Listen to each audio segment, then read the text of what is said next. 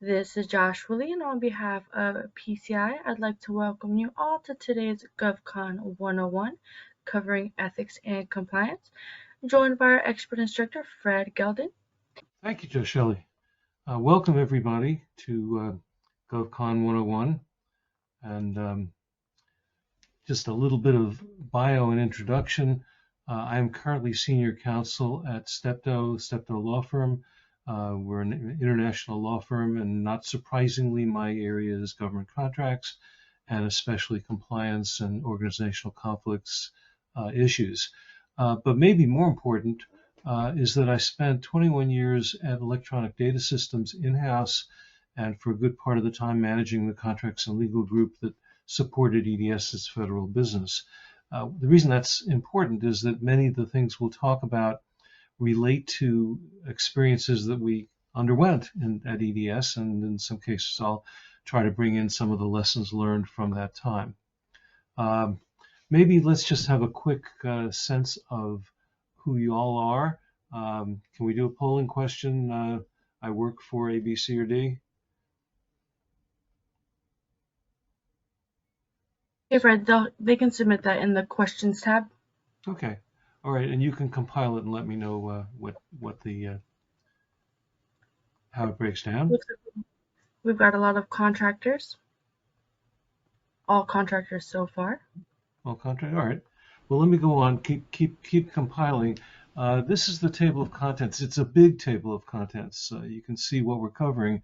And as a result, we're not going to be able to go to as much detail as we might in our full-day compliance class. And I just commend that to you if you want to go farther and get a much more in-depth understanding.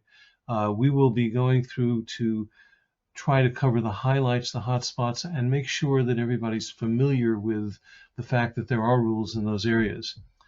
So just looking at the objectives, we'd like to understand all the rules, the ethical and compliance rules that apply, and the importance of them, and we'll highlight that.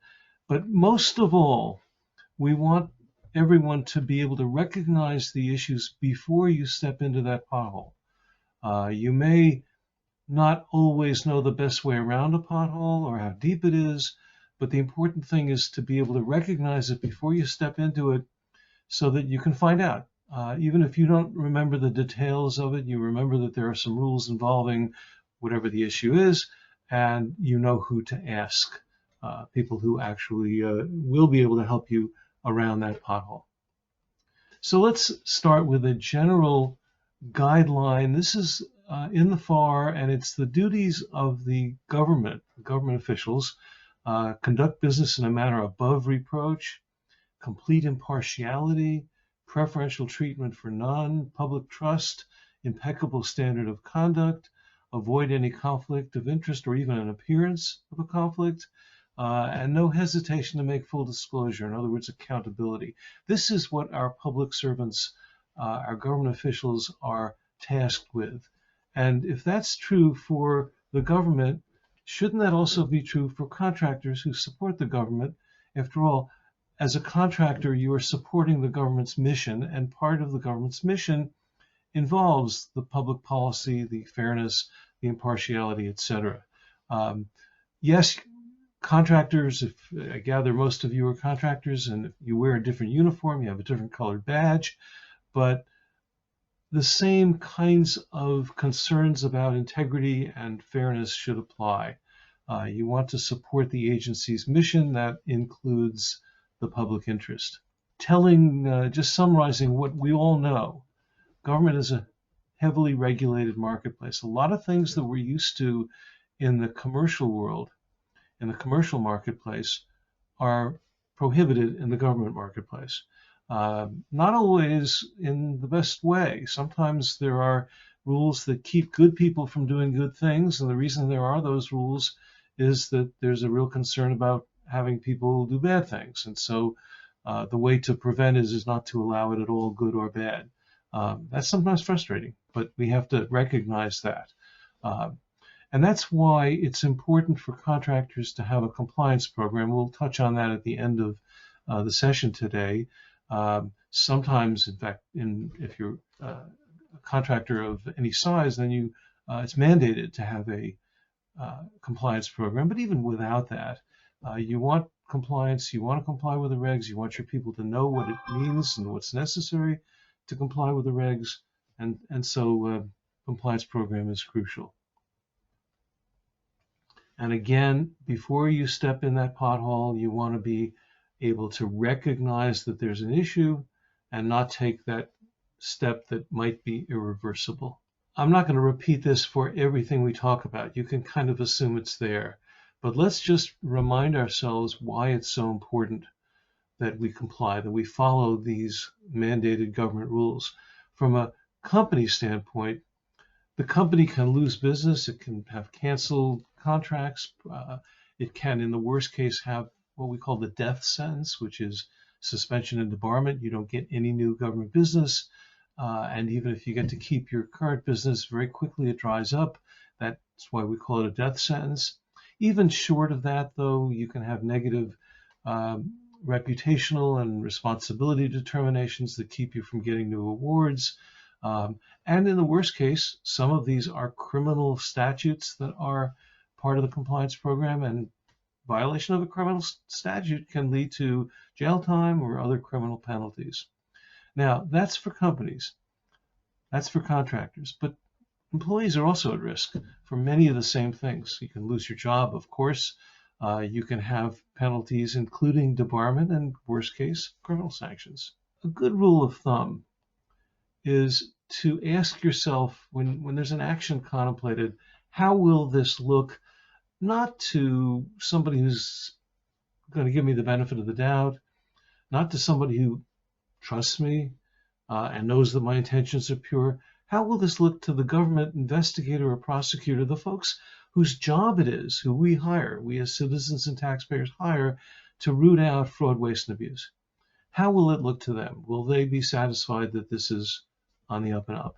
How would it look in the newspaper? Or as Meg, what was her last name? Well, anyway, as a famous person, sorry, said, how would you want your mother to look at this in the newspaper? Would you want this to be on the front page? And then if you've been in the government for a while, in government business, you develop sea legs. You develop a sense that this kind of feels funny, a gut. Does it look appropriate? Does it feel appropriate? When I look in the mirror, does it make me smile? Those are all those kinds of tests. And some of you who've been in the government business for a while should keep in mind that we all are in the commercial world as well. We grow up in that, we are born into that, we learn in that, and even if we are spending our days working for a government contractor or an agency, we still do things like buy a car or rent an apartment or get groceries or do any number of things that are commercial. And so there's a sense that we have to remind ourselves sometimes that this is a different world. So now let's look at get into some of the substantive areas, starting with bribes and gratuities, which is always a hot spot, as you might expect. And I want to start with the statute. It's a criminal statute. 18 U.S.C. is the U.S. criminal code. Anytime you see that 18, your tuning fork should go off and say, I need to take this extra seriously. So we start with 18 U.S.C. 201, which in a very broad way says we prohibit giving something of value, or if you're the government official, asking for something of value or receiving something of value. It can be direct or indirect. It could be through a third party, to or by a public official. In other words, the public officials are also on the line here, as well as contractors. Now, that is very broad, but because it's a criminal statute, we have what we call mens rea. What is the purpose? What is the intention? And for there to be a criminal intention, it has to be either to influence an official action, we call that a bribe, or a little more gray area, for or because of an official action. We call that a gratuity. The sanctions are different, but you don't want to be caught in either one. Now, you might think, well, hey, it's the prosecution's job to prove intent, right? They have the burden of proof. Quite so. But if you're ever in a situation, you know that the jury is going to expect you to explain why that wasn't the intent. So sometimes functionally, realistically, if you're caught in this, you have the burden of proof to show that what you did was on the up and up. So don't try to hide behind burden of proof. Not only is it a no-no, but it's also a trigger for duty to report. Okay, there are several places, we'll get to those, where contractors, if you have evidence that there was a violation of this statute and many others, you have a duty to report. The failure to report is itself a separate violation, sometimes an easier violation to prove. So this is serious stuff. Now, the good news here, back up a moment, the good news here is that most of us are well-intentioned, and I hope all of us are, and we would never want to do this. So we say, okay, I'm not going to get engaged in that kind of behavior. I don't have to worry. Well, that's all true, but there's a second part of the bribery and gratuity area, which is the regulation. Executive branch regulation. It's the Code of Conduct for Executive Branch Employees, 5 CFR 2635. And this is one that applies to government officials. It's not directed at contractors, but if you're a contractor, you don't want to put your government official in a bad light. So even though it doesn't say contractors, you may not, we should treat it that way. And what is the rule? Well, executive branch officials may not accept or solicit items of value from what we call prohibited sources. Those are folks who have business with the agency or want to have business with the agency, including their employees. So it's both contractors and employees. Or accepting or soliciting a gift because of the official's official position. Now, it's not a criminal statute. Yay, good news. But that also means that we don't need the mens rea.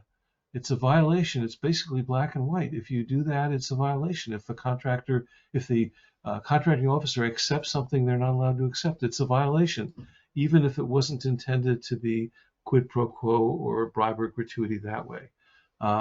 Strict liability, you might say. Now, let's probe a little further. One of the good things about this regulation is that there are a ton of examples that you'll find. So if you're looking at something and saying, I don't know if this applies or if it's within one of the exceptions or not, good chance you'll find some very helpful guides in the examples that are given. But here are some. Travel and transportation. I'm going to the airport. Can I give you a ride? Well, it would be $35 in a cab, and I'm saving you the money. That's a no-no, unless somehow the government official can pay their own way, like if you're splitting cab fare. Food can be something of value. What about taking turns? I have a relationship with friends where we alternate who pays for dinner. Can we do that with a government customer? And the answer is it's pretty unwise, because the investigator who looks at that isn't necessarily going to look at the whole picture. They're going to say, this particular situation, you paid for an expensive dinner. I don't really care that the reverse happened 2 weeks before. This is a violation. Then you get sports events, golf clubs, golf green fees, things like that. Again, that's considered something of value, and it's not necessarily the face value of the ticket. Some events, if you take someone to the Masters, I'm sure there's a face value for a Masters ticket, and I'm sure you're going to have to pay much more to get it. What about trade shows and expos, things like that?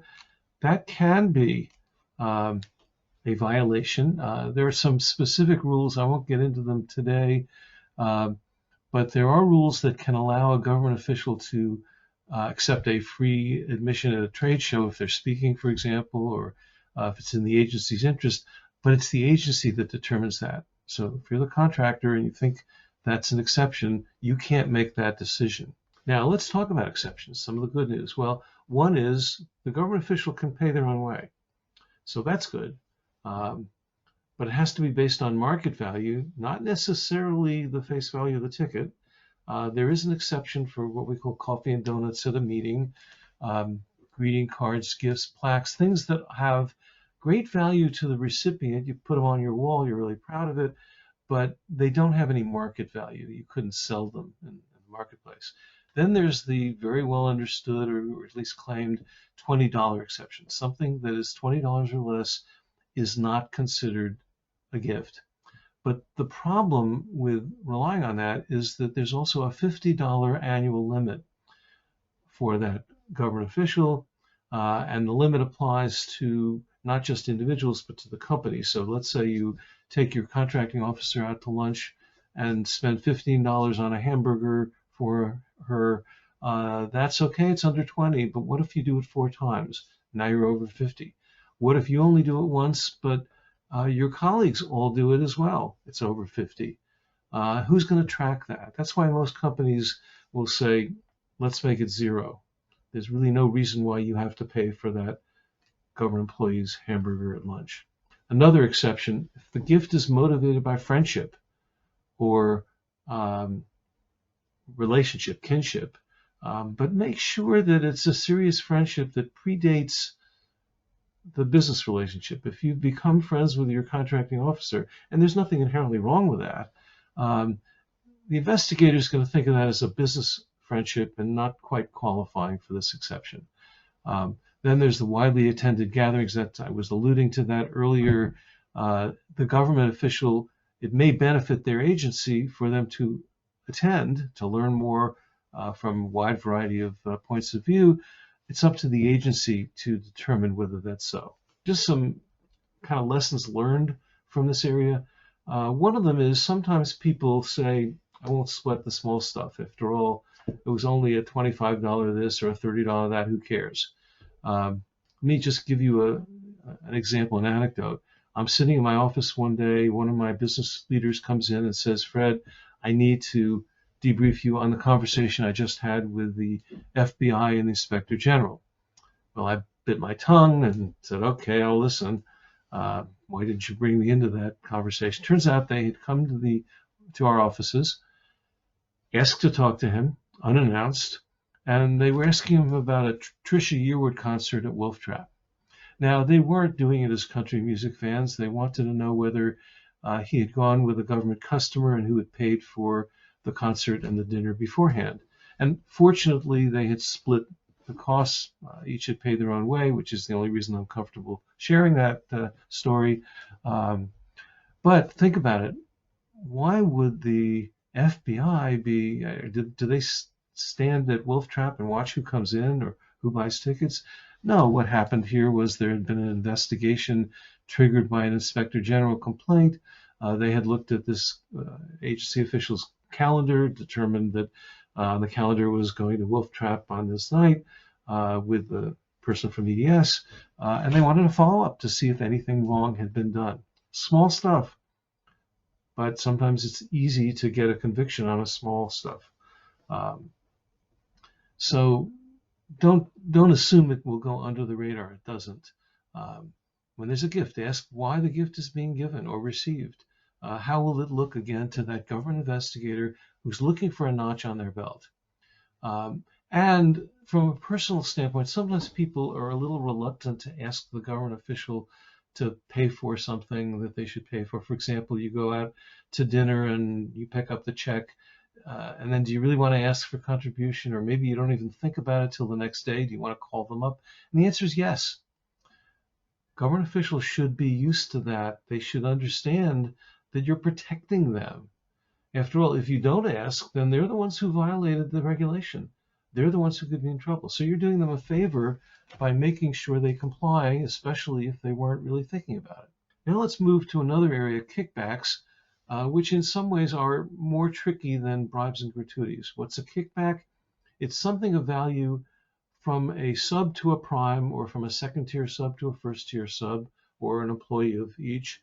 And again, it's based on a criminal statute, so intent matters. And the intent here, I'm quoting in the slide, for the purpose of improperly obtaining or rewarding favorable treatment. And there's no definition of that term, but basically the way it's interpreted is something other than the merits. You pick that subcontractor or you give them more business, not on the basis of the merits, their price, their quality, but on the basis of something of value that they gave you. That would be a kickback. Anti-Kickback Act prohibits not just giving or receiving a kickback, but even attempting to, offering a kickback or requesting a kickback. Now, why is it a difficult rule to manage? Well, part of it is because sometimes it involves people who work on both the commercial side of the business and the government side. So you give something of value to your prime. Are you doing it as part of your government contract or as part of the commercial contract where you're also supplying things? Not always clear who the parties are.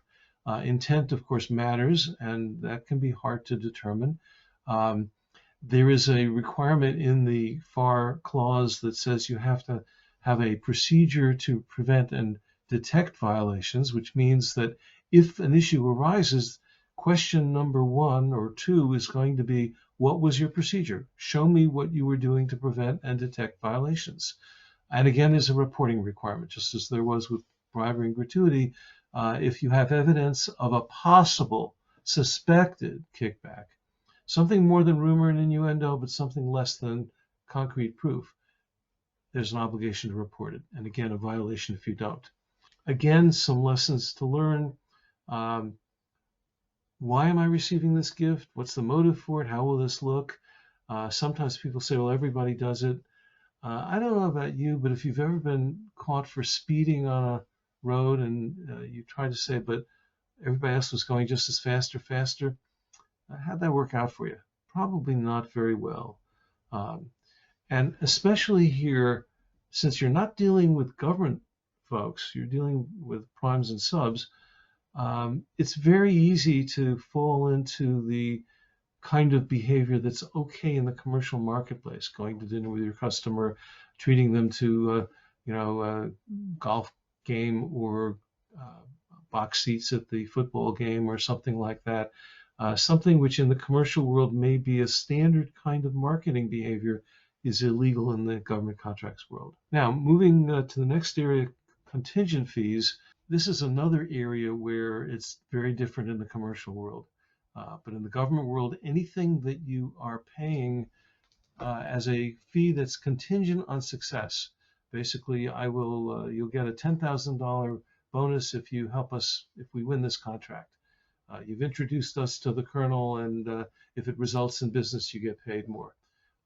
That's a contingent fee, and it's illegal. It's illegal because Congress thinks that will lead for people to cut corners. Now, there are some important exceptions.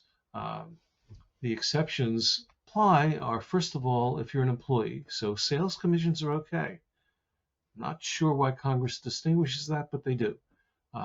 Or if you are a bona fide selling agency, which means you are really in the business of acting as a sales force for a company. You do that not just on a one-off, conversation behind the scenes, but that's part of your business.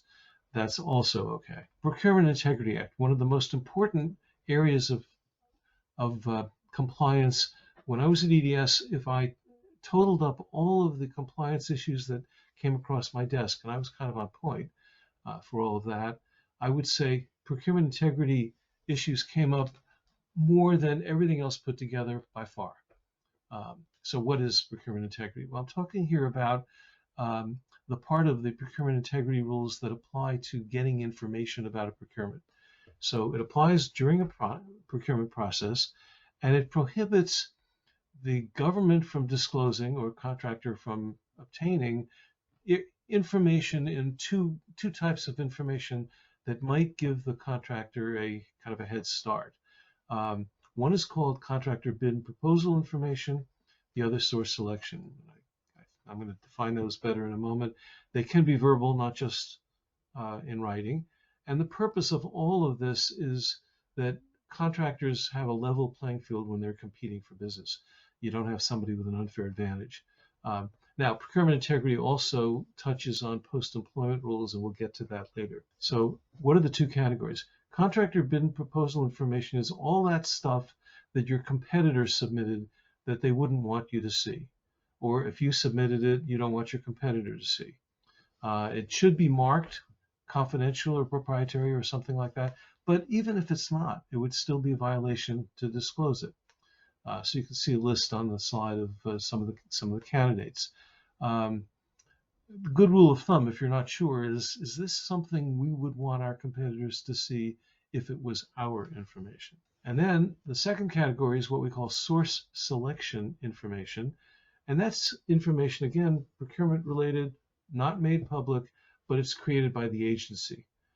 So it could be things like the comparative pricing or the rankings.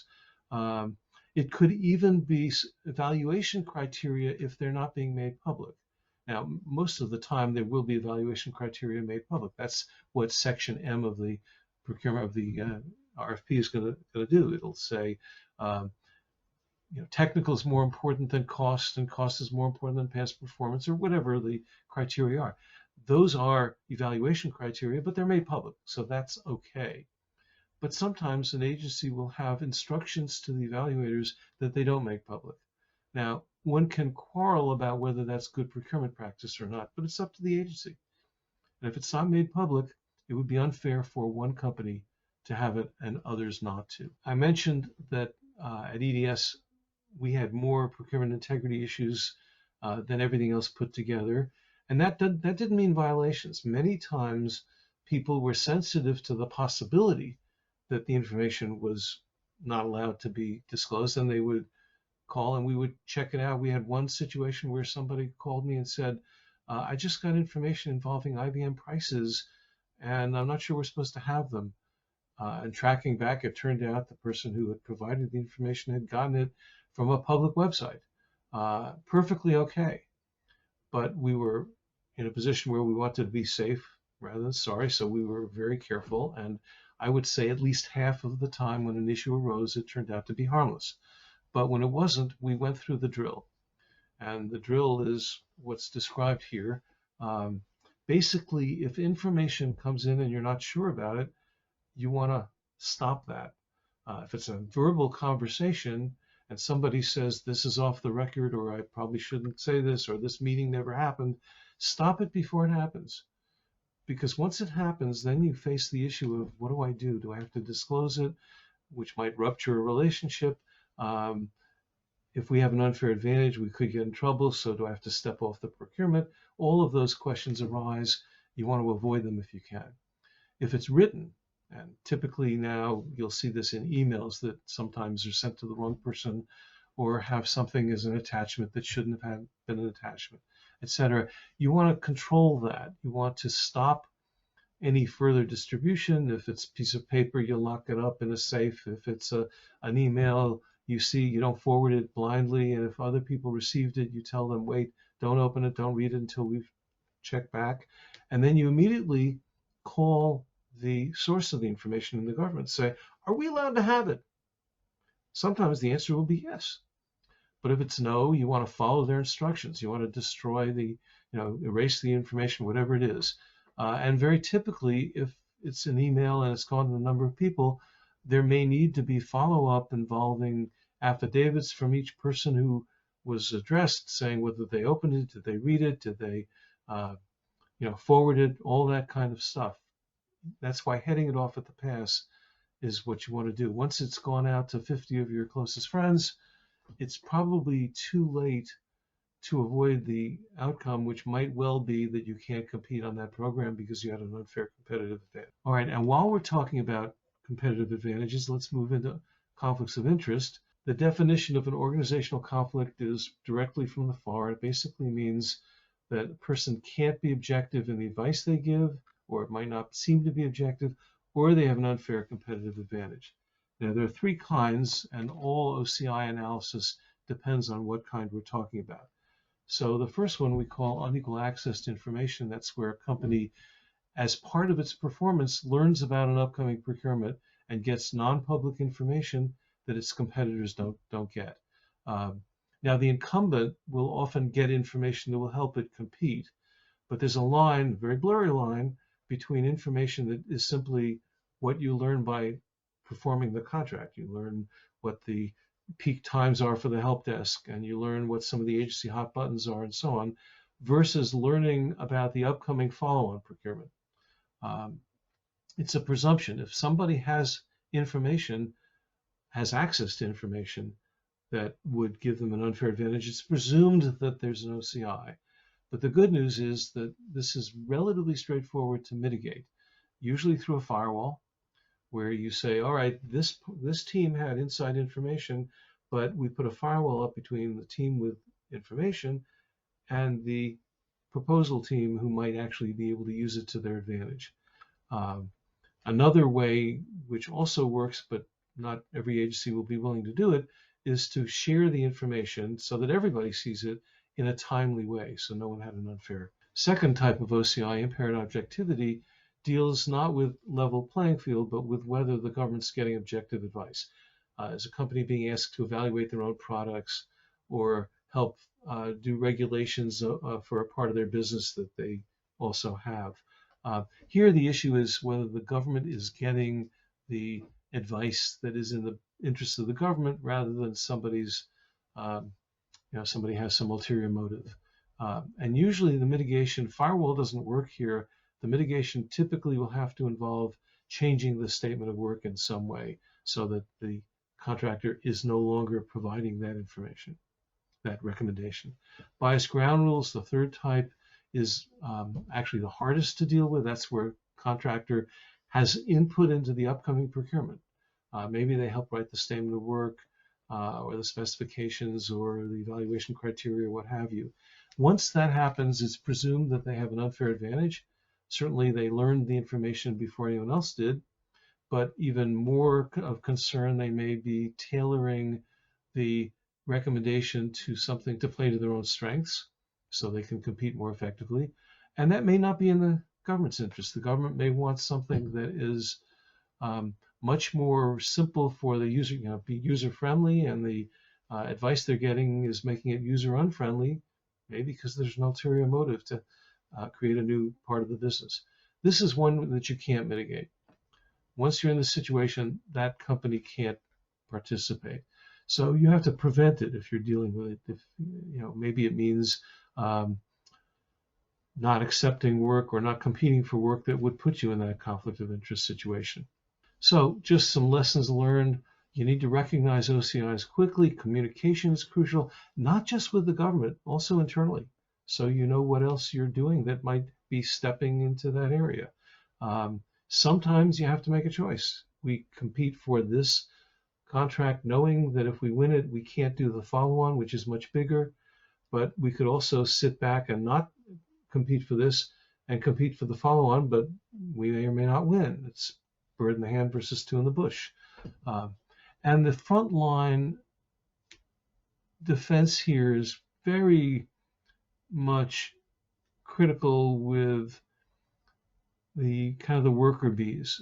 You may have some experts in your firm, in your company about what an OCI is, but it's the people who are sitting in that meeting where it goes from an in-process review to it suddenly morphs into a conversation about the follow-on contract.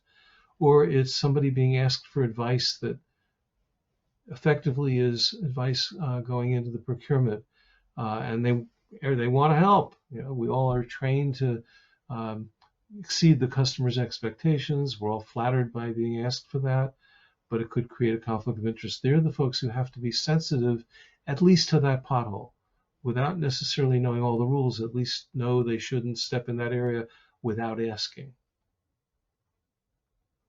There's our soccer slide, and the example is that the goalie in a soccer game their job is to keep the ball out of the net. They can't do it without the help of effective defense teams. All right, recruiting from the government. These are the revolving door statutes, and I mentioned this earlier when we talked about the procurement integrity, because part of this reflects the other part of procurement integrity. And there are three different sets of rules. One has to do with employment discussions, another has to do with the actual hiring, and then the third, and maybe the most difficult to deal with, has to do with what the former government people can actually do if they're hired legitimately by the contractor. The talking employment, this comes from the Procurement Integrity Act, and it says someone who is personally and substantially involved in a procurement must report any discussions. If they are solicited by a company that would be potentially competing in that procurement, they have to report it, and they have to either take themselves off the procurement or tell the company, I'm not interested, and cut off all conversation. And the same would be true if they wanted to, somebody's looking and saying, I'm looking for a job in the private sector.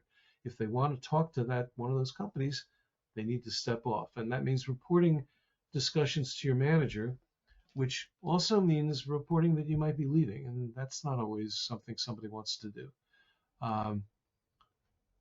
The trick here is that employment discussions can start very early. They're not just when you're sitting down at the table and negotiating salary. They can start with something that seems very innocent, a backyard conversation over the fence with your neighbor, and your neighbor says, I'm approaching 20 years, I'm kind of looking for a private sector opportunity. Do you think there's anything at your company? That could be considered employment discussions. Second restriction has to do with, also from procurement integrity, has to do with high-level government people. They have to be in an important area. You can see in the bullets, contracting officers or selection authority, etc., on a $10 million or more contract. And they are prohibited for a year from being paid, from accepting compensation from that contractor. That includes as a subcontractor or a consultant as well. Now, I'll get to the good news in a moment. The third restriction, not procurement integrity, this is a statute, and notice that number 18, it's a criminal statute, says that government personnel can't communicate, they can't represent the contractor back to their agency on anything that they were involved in, personally and substantially, while they were in the government. When I say anything, I mean any matter. That it means any contract or task order, not subject matter, but contract or task order. And that's for the life of that contract or task order. Even if they weren't personally involved, if somebody who reported to them was personally involved, it's a 2-year restriction. And then for senior people, there are some other restrictions that are tighter that go to the whole agency. Now, that means that you have to be aware, if you hire somebody, that there may be things they can't do. We're hiring somebody in order to be our representative back to the agency because they know the contract very well. Well, they may be prohibited from doing that. Now, they can work on that contract. This is a representational prohibition. So they can't represent you on that contract, but they can work behind the scenes.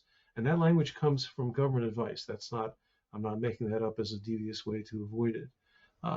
Now, here's the good news. There is a process by which the government official can get a pretty clear guidance as to what they can and can't do. Every agency has a designated agency ethics officer, a DAO, and part of procurement integrity statute back in the 80s was that part of their job is to respond to requests from agency officials as to what they can and can't do. You can be hired by these people or you can't. You can have employment discussions by this company or not.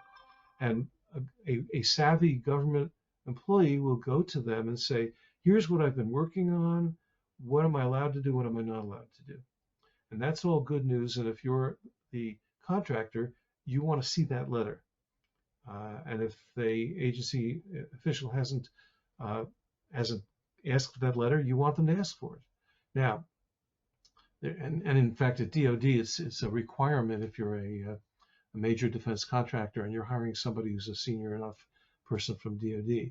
Now, there is a bad news aspect, which is that third statute, the criminal statute, is not one that falls within the purview of the DAO. So they're not going to tell you, they're not going to tell the government official who might be leaving, they're not going to say this is what you can't do under that statute. What they will do is they'll say, here's the statute, and here's what it says, and here's how we define the terms. They'll give you 3 or 4 pages of legalese that explain what personally and substantially means and why it's behind the scenes is okay, etc. That's great. But a lot of times people look at that and kind of their eyes gloss over. Now, if you're a compliance geek like me, you love that stuff. But for most normal people, they'll just say, "Well, I've got the good housekeeping seal of approval. I can be hired by you." So if you're the contractor, you have to look closely at what you want that person to do and make sure they're allowed to do it. Let's move into a very current area, cybersecurity. And there's a lot here. I'm going to really skim the surface, and it's changing almost every month. Uh, so you've got a FAR clause, 52.204.21, which is a pretty elementary clause, but it requires some very basic protections for what we call covered information systems. The DFARS goes much farther. And so if you have the DFARS clause, what we call the 7012 clause, it requires two things. First, there's a NIST standard, NIST 800-171, that you have to follow. And I'm not going to try to tell you what all is in there. If you're in this area, that's what your expertise has to be. And there's an incident reporting requirement. So if there is a violation, if somebody hacked into your system, now you have to report it within 72 hours to the DoD. And there's a reporting form and so on. Now, the FAR rule may be changed. In October, there was a draft of a much more elaborate rule under the FAR. It included cyber incident reporting at 8 hours, which certainly has gotten a lot of pushback. That's for a couple reasons. One, because it's just so fast. You don't necessarily know the scope of what happened or whether it happened and so on that fast. And second, we shouldn't have two different deadlines. We already have a DoD deadline, 72 hours. There should be some conformity to that. And there are additional requirements that are put in. So we'll see how that evolves. That's not currently an actual rule. Now, DoD did issue an interim rule a couple years ago, which said that if you do have that 7012 clause in your contract, and it's found in any contract that's going to deal with government information that might be sensitive, if you have that, then you have to fill out a self-evaluation, self-assessment form, and post your score on the SPRS, the Supplier Performance Risk System database. And your subcontractors have to do the same, and you can't subcontract with someone who hasn't complied with that rule. There are all kinds of potential government audits and so on. So this is a serious business. It didn't say, notably, it didn't say, and you have to qualify above a certain score. But that will be something that more and more is going to be taken into account. If a contracting officer is looking to see what your qualifications are, the score of 110, that's the maximum you can get, is a whole lot better competitively than a score of 50. Then we see a lot of cases recently, last few years, where there were violations and very significant penalties. Violations where the compliance standards weren't followed, false reporting compliance where it really wasn't done. There was a whistleblower suit, $9 million result. A suit brought against Penn State University, that's still out there, but it's telling us that nonprofits and educational institutions are also subject to these rules. You've also got DOJ, which has set up a task force in this area, etc. Then we get CMMC, which is the contractor compliance. There it is. Cybersecurity Maturity Model certification. As initially proposed, it would have involved third-party assessments for basically the entire defense industrial base. Remember, we already saw self-evaluation. This would have been third-party. And it was eventually, after lots of pushback, the most recent statement of it came last December, what they call CMMC 2.0, and it divides contractors and the standards into 3 levels. The majority will be in level 1, which is self-assessment, and it's the FAR requirements. So that's not really a major difference. There's certain certifications that are added that weren't there before, but it's basically the same requirements. Level 2, which is still a substantial number of 37% of the defense industrial base, now puts in the NIST standard that I mentioned and can involve third-party assessments. That's a mix. And then a very small number, at least a small percentage, will have DCMA assessments, level 3. All right, I've just gone through cybersecurity so fast that if you're involved in that area, there's a lot more you have to deal with. I'm just trying to make sure that you know where those potholes are. What about doing business overseas? The Foreign Corrupt Practices Act is kind of the analog to the bribery statute that we saw right at the beginning of this presentation. It involves any actions outside the U.S. by U.S. companies or subcontractors to U.S. companies or companies that use the U.S. stock exchange, etc. It has similar bribery restrictions, also record keeping, something different from what's true in the U.S. And again, it's offer a promise of value to a foreign official or foreign political party. There's no de minimis, no $20 rule here. There is a provision that recognizes what are sometimes called grease payments. In some countries, it's kind of traditional when a government official does a standard job, you kind of give them a little token as a tip. But I'd be real careful about trying to put something into that framework. It's not necessarily going to be viewed that way. Other areas of concern of compliance involving overseas business, exports. If you're exporting something that falls under either the Commerce Department or the State Department lists of rules, typically rules that involve some kind of defense component, then there's registration, there's all kinds of licensing requirements. And it's an easy thing to fall afoul of. Things fall through the cracks and you get real problems. There are some countries that are no-nos. They tend to change over time as our foreign policy changes. And then the definition of export is broader than you might think. It's not just, here's a product, I'm sending it overseas. It's also, here's a product, I'm giving it to someone in this country, but I know they're going to take it overseas. Or even showing technical data to someone who's not a U.S. citizen. It'll be considered a deemed export. So you need to be very kind of conscious of all that. And again, there's a record-keeping requirement. So again, some of the highest risks come not just from a factual violation, but also the failure to keep appropriate records, sometimes much easier to prove. Mislabeling, if you are not allowed to import, or if there's a penalty for importing or financial subsidy or burden of tariff, and you claim something's from a different country or was made in the U.S. when it wasn't, that's a big no-no.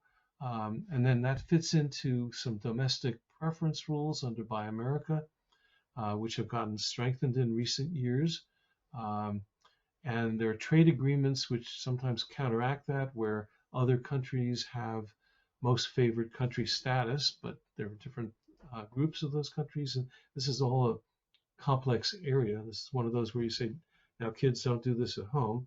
And again, the violation for a Made in America label that is not appropriate, that can lead to criminal sanctions and certainly suspension and debarment. Human trafficking, another area where we sometimes think, well, of course we don't do that in this country, but we do. It's not just white collar, sex crimes. It's also, the example I give is the Tennessee Ernie Ford song, 16 Tons. You get one day older and deeper in debt. St. Peter, don't you call me, because I can't go. I owe my soul to the company store. That's human trafficking. That's keeping somebody from being able to leave. So you can see some examples listed on the slide. Those are serious. And one more mention is that if you have a situation where you have business overseas, the contractor is very much responsible for making sure there's no human trafficking overseas, and that may be harder to control. But there are very severe sanctions, reporting requirements, and so on. Again, I'm I know I'm touching the surface and not quite going deeply, but I want to make sure that you don't step into that pothole before you learn how to deal with it. All right, going to what we sometimes call the dark side. The False Claims Act is the government's biggest or main mechanism for enforcement. Well, maybe that's overstating it, but an important one. And there are two False Claims Acts, civil and criminal. Both of them involve attempts to get money based on false or misleading information. The definitions of the elements of that are slightly differently worded, but they're functionally pretty much the same. Doesn't have to be directly to the government. It could be to a grantee. It could be to a third party. Knowing isn't just I knew it was this. It's also I was recklessly disregarding whether the truth, whether what I submitted was accurate or not. I said it was 20. I didn't know that it wasn't 20. Well, but you did know that it was. And there are state false claims acts. Now, the important thing here is that while there's a criminal statute, and you might say, clearly that's the one I should be most worried about, and it has severe penalties. Certainly, it's a big deal. But the Civil False Claim Act is actually more important, much more likely to be used. Why? Well, the penalties for a violation of the Civil False Claims Act include some very substantial financial penalties. You can see the cross-out numbers. That reflects escalation that Congress started the process a couple of years ago. They basically had a big jump based on inflation, and it continues to go up. Each false claim could be each invoice. So you have 100 false invoices. That's 100 times those numbers. It can be a huge penalty. So if that's the sanction you want and you're the prosecutor, you can get that from the Civil False Claims Act. Proving it, the elements are basically the same, but the burden of proof is different. The burden of proof for a criminal False Claims Act prosecution is beyond a reasonable doubt. The burden of proof for civil is preponderance of the evidence, more likely than not. So much easier to prove. That's why it's the preferred way, generally, for prosecutors. And there's an additional factor, which is that it's the Civil False Claims Act that has the whistleblower provision, what we call qui tam relators. They blow the whistle, they share in the recovery, and that sharing the recovery can be quite dramatic. You can see the numbers, the dollars that were recovered. Just last fiscal year, you had 2.7 billion recovered, and most of that was from qui tam cases. And again, a majority of that was healthcare. And part of the reason is that healthcare contracts tie in Medicare and Medicaid claims. And so the prosecution's theory will be not based on the size of the contract with the healthcare provider or overseer or insurance company, whatever, but rather with the claims, the Medicare and Medicaid claims that resulted that had an element of false claims in them. And that can be enormously larger. Here are some examples. You can see false claims, services not provided, wrong time cards, charging to the wrong task order. There is a False Statements Act. I didn't mention that earlier, but it's very similar. It's, again, false information to the government. The only difference is you're not actually asking for money. So you won't go to jail for quite as long, and the penalty will not be quite as big. You don't want to get anywhere close to that. And then schedule contracts. If you have a GSA or a VA schedule, be aware that you've got a number of requirements involving typically disclosing your commercial sales practices and then changes to them, or discounts that you didn't disclose, not updating these. That can lead to False Claims Act prosecutions, and it has for many that are quite large. Product substitution is another area in this category. Contract specifies what you're required to provide, and if you don't provide exactly what's in the contract, that could be a false claim. You're asking for money based on something you didn't do. Now, often people say, well, This was something my contracting officer knew, that I was supplying the red computers instead of the blue computers because they don't make the blue computers anymore, and the red computers were better. My contracting officer knew I had to use that, that wiring because the other one isn't made anymore. All true. It's just that maybe the auditor a year later may not be the contracting officer, and they may not give you that benefit of the doubt. And maybe the contracting officer isn't around or doesn't have the memory of it. So what you want to do if you're not providing exactly what's on the contract is you want to document that. You want to say, I'm providing green computers instead of blue computers. I'm providing widget 103 instead of widget 102 because it's better and it's available. And put that into your bill. You're no longer asking for money based on something that you didn't provide. If there's any issue, it becomes only a contract issue, and you'll win on that.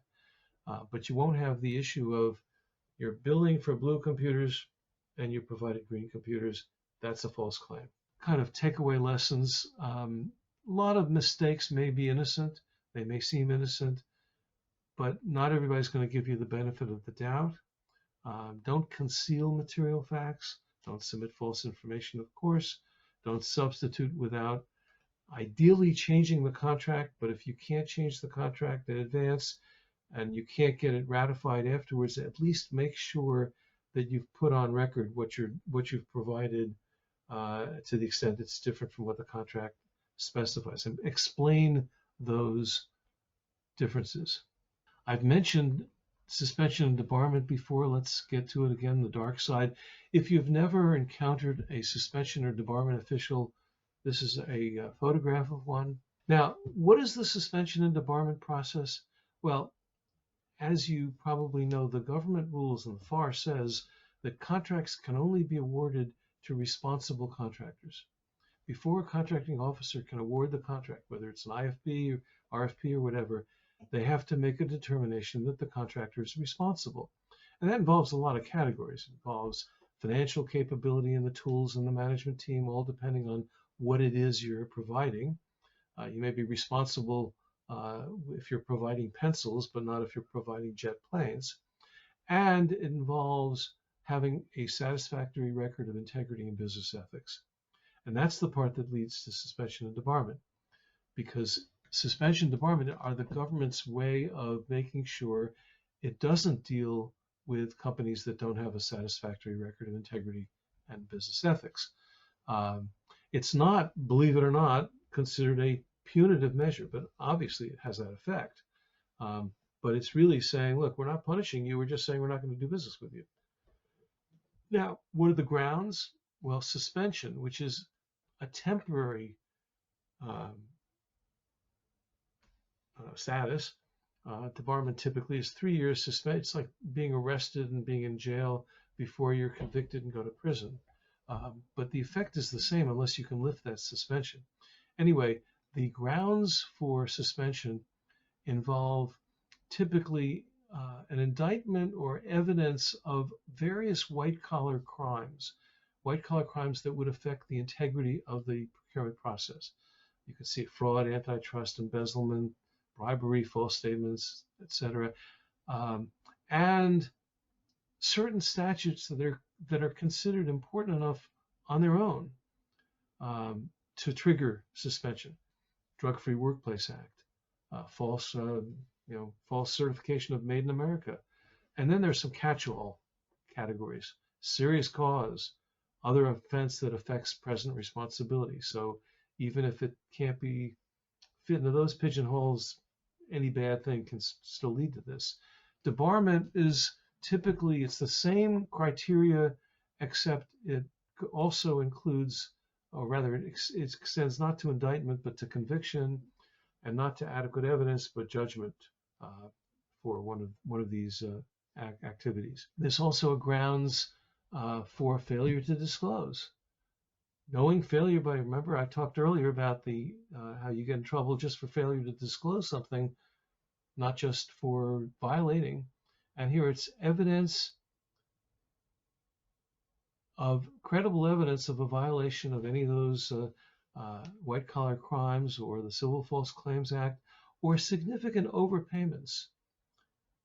So you get extra money that you're not entitled to, and you're saying, "Gosh, I'm really tempted to just keep it." I mean, finders keepers, losers weepers. Well, that could get you suspended or debarred. And what happens if you're suspended or debarred? Well, you go on that excluded parties list. That means you can't get a new contract or subcontract. Um, you don't get, can't be on anybody's team. You're not going to get mods or options on existing contracts or orders above a minimum on IDIQs. Um, you get to keep your existing contracts, but you sometimes have to worry. Gee whiz, is the contracting officer going to say, if you don't have the integrity to get a new contract, maybe I don't want you on my existing contract, especially if that's a troubled contract in any way. So you don't want to be there. And you can see the picture on the right from one of my former colleagues, Dave Hawley, shows someone who was suspended and debarred. So the good news, compliance programs. What do we do to avoid suspension, debarment? Well, this goes a long way. If you have a contract that is $6 million or more, where the performance will take more than 120 days, so it's not just a single buy of some product, then you have a requirement to have a compliance program in place. The extent of that program depends on whether you're a small business or a large business, and also whether you're doing commercial item work or non-commercial item work. So if you're a small business or commercial items, then there are some basic integrity requirements. You have to have a code of conduct. You have to distribute that code. You have to have an awareness program, and then that conducting business with the highest degree of honesty and integrity. In other words, a culture of compliance. Hardest to prove, but you'll be asked to prove it. Now, if you are a large company and doing non-commercial business, then you need internal control systems. These are basically borrowed from the Department of Justice guidelines, sentencing guidelines, and it involves having a hotline, involves periodic reviews, making sure that bad actors are not in high levels in the contractor, corrective actions. So you want to be able to show what you've done, how when there's been a problem, you've dealt with it.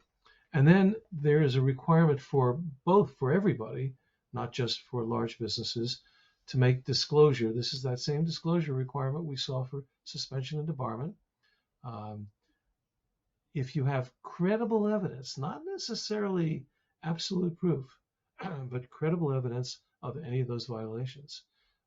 By the way, if you have grants, the Super Circular has similar disclosure obligations. And you start seeing DCA audits about these reporting requirements. So one of the things to think about in forming your compliance program is to ask, how can I make sure I can comply with this? How can I make sure I have disclosures when I need to? Well, it means I need to have my people reporting, internal reporting requirements. That's where your hotline comes in. And what happens if DCA is doing an audit? What do I have to show them? What records do I keep? If I do training, which is another part of the requirement, can I show what the training materials were? And can I show that everybody signed off on certifications that said, I've taken this training, I will follow it? Those are the kinds of things you want to be able to have in your files and not just scramble at the last minute when there's a problem. The violators. Well, people who violate the rules are violators, obviously.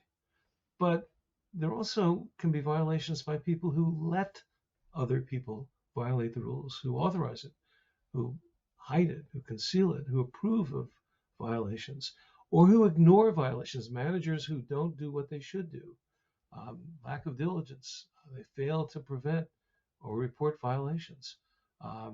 Certainly employees who retaliate or managers who retaliate against someone for reporting, whistleblowers, or accuse people wrongly.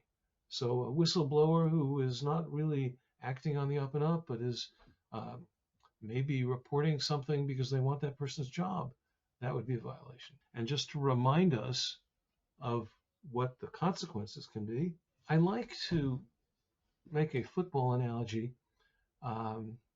There are some areas of compliance where you want to stay in the middle of the field, where you don't want to take a chance and say, hey, I think I'll get away with it. You don't want to get anywhere close to the point where you have to stand up in court and say that was not a bribery, that was not a bribe, an illegal gratuity, etc., where the risk is very substantial and whatever reward you might get from being close to the line just ain't worth it. And then there are others where, in order to be effective in your government business, you need to go close to the line, but you need to make sure you don't step over it. So, what do I mean by that? Well, the ones where you want to run down the center of the field are the ones involving bribery, gratuities, kickbacks, false claims, things where what you get from that, if anything, is minimal, and what you risk in that is dramatic. But then you have some where you do want to run down the sidelines. Procurement integrity, for example. Here's a guaranteed way to avoid procurement integrity issues. Never ask for any information about a procurement. Never hire anybody from the government. I promise you, if you do those two things, you'll never violate procurement integrity rules. You also will really cripple your chances to get business. It's often a very good idea to hire from the government, the right person, the right skill set, and it's a good idea to get information about the procurement to the extent you're allowed to. What about organizational conflicts? Well, if you don't do any other business, you won't have a conflict. That's a non-starter. Hiring from the government, again, you don't want to say I'll never do it. You want to say I'll make sure I don't cross the line. So you want to make sure you're aware of these, aware of the potholes before you step into them. Ideally, you'll know the rules, but it's not critical that you know the rules. It's critical that you know there are rules and you know who to ask, and you know to ask them in a timely way. Remember those questions that I started off with. How will this look to the prosecutor, to the investigator, to the person who's trying to find violations, whose job it is, who we hire to find violations? How would this look in the newspaper? How does it feel appropriate in my gut?